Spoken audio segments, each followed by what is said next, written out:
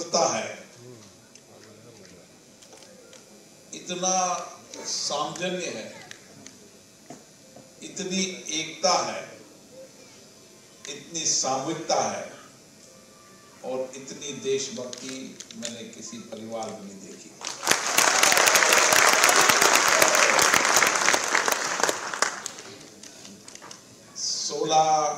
लाख पूर्व विद्यार्थियों का ये संगठन निश्चित रूप से अपने लक्ष्यों, अपने उद्देश्यों और किस तरीके से सामूहिक प्रयासों से हम देश को आगे ले जा सकते हैं, देश में नया परिवर्तन करें और जो कुछ भी हमने हमारे छात्र जीवन के अंदर जो सीखा है, अनुभव प्राप्त किए, संस्कार प्राप्त किए, उसका लाभ देश को मिले। शरद जी भी मुझे बता रहे थे कि एक विद्यार्थी प्रारंभिक जीवन के अंदर क्लास में कोई उम्र ज्यादा नहीं होती, कोई 11 साल का होता है, कोई 12 साल का होता है, कोई 13 का, कोई 14 साल का। उस उम्र के अंदर जब परिवार से दूर रहना बहुत मुश्किल होता है और विशेष रूप से उस परिवार के लोग जिन्होंने आर्थिक तंगाई भी देखी है, घर में चुनौतियां भी देखी है, घर में अभाव भी देखे हैं, माता पिता की कड़ी मेहनत भी देखी है, उन परिवार में से निकलकर और प्रतिस्पर्धा के साथ एग्जाम देकर नवोदय विद्यालय में प्रवेश होना और उस प्रारंभिक जीवन के अंदर जब संस्कार परिवार के हैं, उन संस्कारों के अलग अलग रहन सहन, अलग अलग भाषा, अलग अलग कल्चर के सब परिवार के लोग एक साथ एक विद्यालय में पढ़ना, एक साथ रहना और अपनी जिंदगी के उन महत्वपूर्ण दिनों को एक साथ गुजारना, ये जिंदगी के सबसे महत्वपूर्ण और स्वर्णिम क्षण होता है। और उस स्वर्णिम समय के अंदर आपने एक बेहतर शिक्षा प्राप्त की, एक उत्कृष्ट शिक्षा प्राप्त की, एक अच्छे संस्कार प्राप्त किए, अच्छे विचार प्राप्त किए, क्योंकि एक साथ रहने, छात्रावास के रूप में छात्रावास में रहना, एक साथ उठना, एक साथ खेलना, एक साथ पढ़ना, एक साथ खाना, आपका कोई संबंध नहीं होता। लेकिन जब एडमिशन होता है, सब एक बेस में मिलते हैं, फिर साथ साथ रहते हैं, तो एक ऐसा संबंध हो जाता है, एक भाई जैसा संबंध हो जाता है, एक बहन भाई का संबंध हो जाता है और ऐसे गहरे रिश्ते आपके बन जाते हैं तो गहरे रिश्ते जिंदगी भर रहते हैं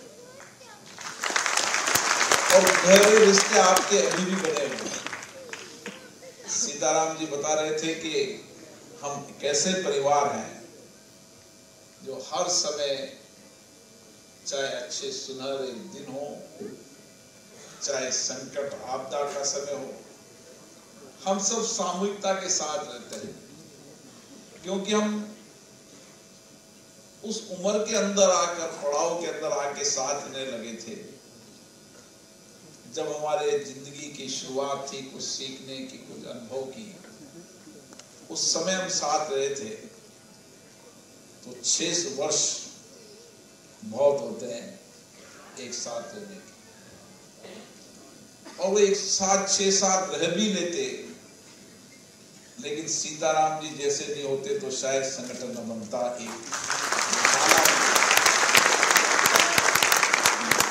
और एक अच्छे विचारों की माला,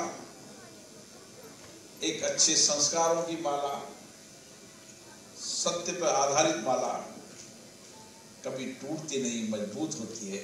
वही माला आज उनके परिवार की।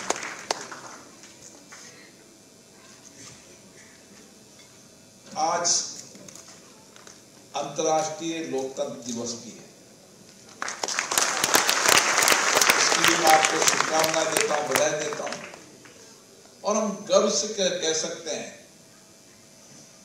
कि दुनिया के अंदर सबसे बड़ा और मजबूत लोकतंत्र है तो भारत में है।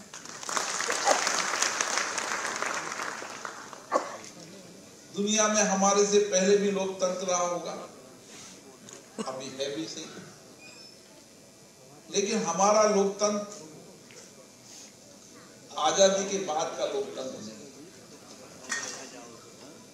हमारा लोकतंत्र दुनिया का सबसे प्राचीनतम लोकतंत्र और गहरे रिश्ते का लोकतंत्र है। जो लोकतंत्र में नवोदय परिवार में देख रहा हूं, ऐसा ही लोकतंत्र हमारा प्राचीनतम लोकतंत्र है, जहां पर एक परिवार में रहते थे, एक गांव में बैठकर सामूहिक निर्णय होते थे। बड़ी पंचायत हो तो पंचायत में निर्णय होते थे, नगर होते थे, नगर में निर्णय होते थे, न थाने थे न अदालतें थी। जो बैठकर गांव निर्णय करता था उस निर्णय को मानते थे और वो निर्णय सत्य पे भी होता था और निर्णय करने वालों के ऊपर भी कभी प्रश्न चिन्ह नहीं लगता था। ये हमारे लोकतंत्र की नींव है। आजादी के बाद हमारे आजादी के लड़ने वाले उन लोगों ने, जिन्होंने बड़ी कुर्बानियां दी, बलिदान दिया, आजाद होगा न होगा उनको पता नहीं था, लेकिन एक लड़ाई लड़ी और इस मिशन के साथ लड़ी, देश की लड़ी कि मुझे मेरे कर्तव्य को, दायित्व को निभाना है। मैं आजादी देख न पाऊं पर मेरी पीढ़ी आजादी को देखे, इस संकल्प के साथ लड़ाई लड़ी और आजादी मिली। और आजादी के बाद भी दुनिया के अंदर आप अध्ययन करने वाले लोग हैं, दुनिया के अंदर भारतीय के देश है जहां डेमोक्रेसी के बाद सबको एक करना वो बड़ी चुनौती थी। अलग अलग भाषा, अलग अलग बोली, अलग अलग वेशभूषा, अलग अलग सिस्टम, अलग अलग धर्म, लेकिन हमारा देश आजाद हुआ। और आजादी के बाद हमारे लोकतंत्र की ताकत इतनी मजबूत है कि आज दुनिया में भारत एक ऐसा देश है जहां पंचायत से लेकर देश तक लोकतांत्रिक व्यवस्थाओं से जनप्रति चुने जाते हैं और वो सरकार चलाते हैं। मैं ये बात इसलिए कह रहा हूं कि आप भी एक परिवार की तरह यहां पर एक साथ आए हैं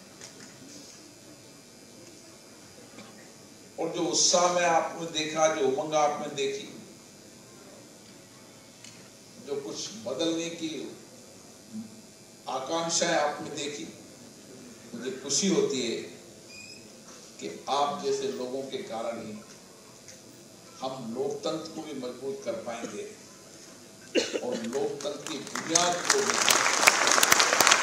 प्रभावी तरह से लाने में हमारी जिम्मेदारी निभाएंगे।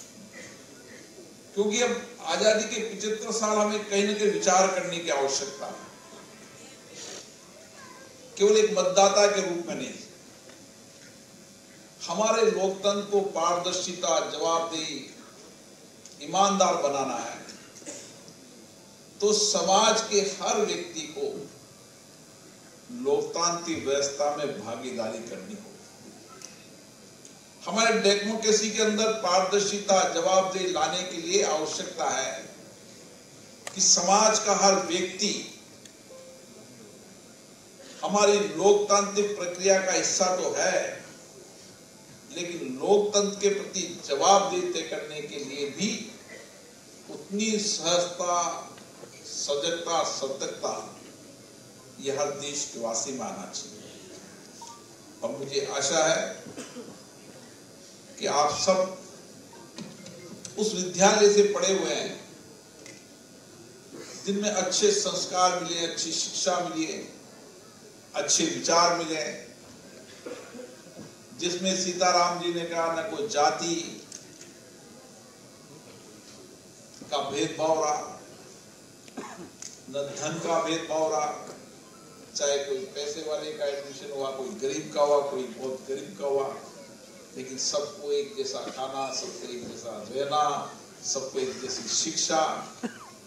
ये जो हम समानता की बात करते हैं, सद्भावना की बात करते हैं, अलग अलग कल्चर से, अलग अलग आर्थिक सामाजिक रीति रिवाजों से आने के बाद भी हमारी सामाजिक समरसता का संदेश भी नवोदय विद्यालय से मिलता है। तो मैं आपके आंखों में देखा,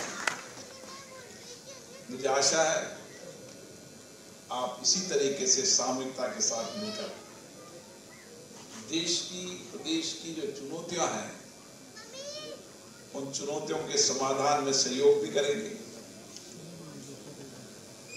और किस तरीके से जो माननीय प्रधानमंत्री, हमारे प्रधानमंत्री ने कहा है कि 2047 तक हमें विकसित भारत बनाना है, उस विकसित भारत के सपनों को साकार करने में आपका सबसे बड़ा योगदान है। क्योंकि यहाँ से निकलने वाले विद्यार्थियों के विचार, संस्कार, संस्कृति ऐसी बनी, एक समानता की, सामाजिक सद्भावना की। जो कहते हैं कि नींव मजबूत होती है तो इमारत मजबूत होती है। आपके संस्कार ही ऐसे रहे कि आप समाज में जहां भी जाएंगे, जिस क्षेत्र में नेतृत्व करेंगे, वहां सामाजिक सद्भावना भी रहेगी, समानता भी रहेगी। इस संस्कार से पढ़ने वाले विद्यार्थी समाज को वैसा ही समाज देखना चाहेंगे और वैसा ही समाज देंगे। इसलिए आपके कंधों पर ज्यादा जिम्मेदारी है इस देश के सामाजिक आर्थिक परिवर्तन करने की। मुझे आशा है कि हम सब लोग सामूहिकता के साथ मिलकर चाहे प्रदेश और देश की हर चुनौतियों का समाधान बताएंगे। सरकारों में जवाबदेही तय हो, सरकारों में पारदर्शिता आए, सरकार में ईमानदारी आए, सरकार की नीतियां, कार्यक्रम, योजनाओं में समाज के अंतिम जीवन में परिवर्तन करने का लाभ मिले। इन सब में भी हमारी कहीं न कहीं भागीदारी होनी चाहिए। जहां भी रहें, जिस क्षेत्र में भी रहें, हम समाज में नेतृत्व करें। हमारी जिम्मेदारी है समाज के आर्थिक सामाजिक परिवर्तन करने की। हमारी जिम्मेदारी है इस देश और प्रदेश के आर्थिक सामाजिक बदलाव की। हमारी जिम्मेदारी है समाज के सबसे वंचित गरीब व्यक्ति के जीवन बदलने की। और मैं आपसे ये अपेक्षा करता हूं कि शिक्षा ही एक ऐसा माध्यम है जो व्यक्ति का निर्माण भी करता है और सामाजिक बदलाव भी करता है।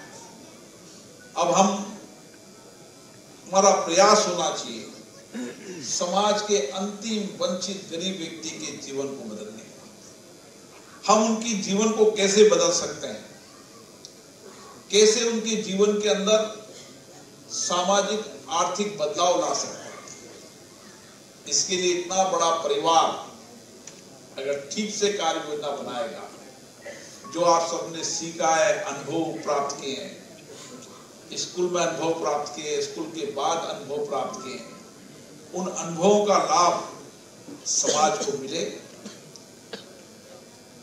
और उस अनुभव के लाभ को समाज का मिले। इसकी जिम्मेदारी आपके माननीय सांसद महोदय की भी है, विधायक महोदय की भी है, पंच की भी है, सरपंच की भी है, जिला परिषद सदस्य की है, सबकी जिम्मेदारी है कि वह अपने अपने जिम्मेदार जनप्रतिनिधियों को समाज के जो अनुभव कर रहे हैं उनके इनपुट दें, ताकि वो अपने अपने शब्दों में समाज के वंचित गरीब व्यक्तियों की बात को रख सकें। और आप भी अपने जीवन के अंदर जहां भी आपकी आंखें देखें, जहां भी आपको महसूस करें, आप जिस चुनौतियों से लड़े हैं, अब आने वाली पीढ़ियों की उस चुनौतियों का समाधान कैसे किया जा सकता है, क्योंकि आपने गरीब वंचित जिंदगियां जी है, इसलिए आप उनकी दुख परेशानियों को समझ सकते हैं और उनके जीवन में परिवर्तन कर सकते हैं। यही मेरी आपसे अपेक्षा है। पुनः मैं नवोदय परिवार को बहुत बहुत साधुवाद देता हूँ। आपके बीच में आने में मुझे बहुत खुशी हुई और मैं आपके परिवार से निरंतर संपर्क में रहूँगा और आपकी जो बात है, आपकी जो आवाज़ है, इस आवाज़ में मैं भी आपके सहयोगी के रूप में काम कर सकूं और जो आपने अनुभव समाज में प्राप्त करते हैं, उन सब अनुभवों का लाभ प्राप्त करते हुए कैसे सामाजिक आर्थिक परिवर्तन किए जा सकते हैं, सरकार की नीतियां, कार्यक्रम, योजनाओं को और कैसे बेहतर किया जा सकता है, शिक्षा में और किस तरीके से आमूलचूल परिवर्तन किया जा सकता है, ताकि सबसे गरीब व्यक्ति को भी अच्छी शिक्षा मिले, उत्कृष्ट शिक्षा मिले, अच्छे संस्कार मिले, अच्छे विचार मिले, ताकि हम आने वाली पीढ़ी को देश का जो सबसे स्वर्णिम काल हमारा है उसमें नेतृत्व कर सके। और मैं आपको विश्वास के साथ कहता हूँ, दुनिया के अंदर आने वाले समय के अंदर भारत का नौजवान ही नेतृत्व करेगा। दुनिया के अंदर नौजवान आबादी की संख्या कम होती जा रही है। कौशल और कुशलता की ताकत कमजोर होती जा रही है। हमारे पास नौजवान भी है, कौशल कुशलता भी है, नई इनोवेशन, नई सोच, नए चिंतन करने का सामर्थ्य भी है। हमारा नौजवान बुद्धिमान भी है, कड़ी मेहनत करने वाला भी है और इसीलिए टेक्नोलॉजी का उपयोग करने की सामर्थ्य रखता है। आने वाले समय में दुनिया में भारत नेतृत्व करेगा। तो आप जैसे नौजवानों के कारण आप सबको बहुत बहुत धन्यवाद और नवोदय परिवार को विशेष रूप से बहुत बहुत धन्यवाद देता हूँ और सीताराम जी को विशेष रूप से जिनके आग्रह से मैं आया, मेरे मित्र सर जी को भी बहुत बहुत धन्यवाद देता हूँ। जय हिंद।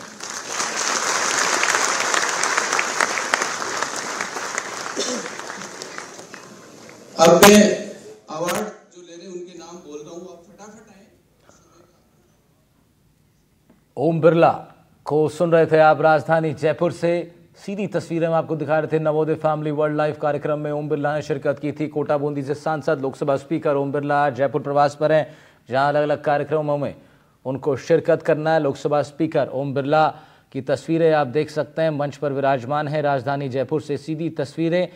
अहम बातें उन्होंने अपने संबोधन में कही। संतुलित विकास के लिए अच्छी शिक्षा को उन्होंने बेहद ही महत्वपूर्ण बताया। नवोदय फैमिली के इस कार्यक्रम में बात कर रहे थे Lok Sabha speaker Om Birla.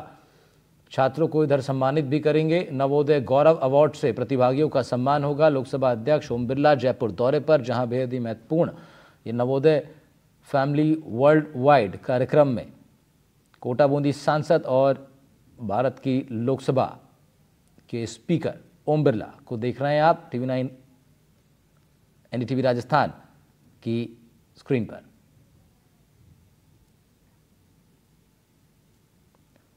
Navodaya family world life world wide कार्यक्रम में लोकसभा स्पीकर ओम बिरला, लोकसभा अध्यक्ष जयपुर में उनकी मौजूदगी और आज तमाम कार्यक्रमों में उनको शिरकत करनी है। नवोदय गौरव अवार्ड से प्रतिभागियों को वो सम्मानित भी करेंगे। सीधी तस्वीरें हम आपको दिखा रहे हैं। नवोदय फैमिली वर्ल्ड वाइड कार्यक्रम में लोकसभा स्पीकर ओम बिरला की मौजूदगी। कुछ देर पहले वो संबोधित कर रहे थे। वहाँ मौजूद छात्रों को, मौजूद तमाम अन्य वरिष्ठ लोगों को भी उनका संबोधन था और शिक्षा को बेहद ही महत्वपूर्ण उन्होंने बताया। राजस्थान के विकास के लिए, देश के विकास के लिए एक मजबूत शिक्षा प्रणाली का गठन करने की बात उन्होंने कही। और अब इस वक्त आप देख सकते हैं तमाम लोगों को सम्मानित कर रहे हैं लोकसभा स्पीकर ओम बिरला।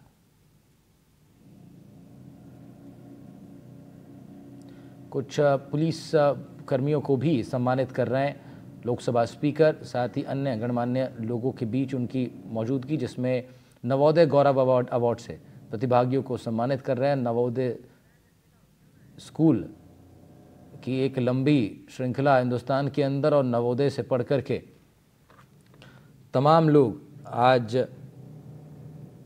अलग अलग मुकाम पर पहुंचे हैं।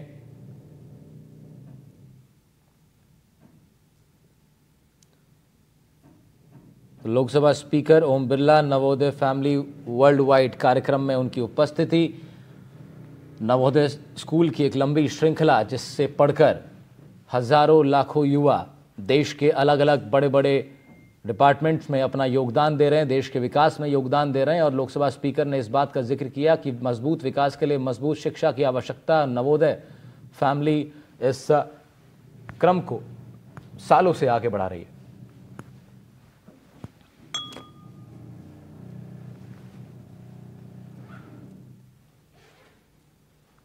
नवोदय फैमिली वर्ल्ड वाइड कार्यक्रम में लोकसभा स्पीकर ओम बिरला ने शिरकत की, संबोधित किया उन्होंने वहां मौजूद तमाम लोगों को, और अब सम्मानित कर रहे हैं कुछ प्रतिभागियों को। पुलिस कर्मियों की भी इसमें मौजूदगी, अन्य लोग जो नवोदय से पढ़कर अलग अलग विभागों में अपनी सेवाएं दे रहे हैं उनका भी कार्यक्रम वो भी इसमें शिरकत कर रहे हैं। और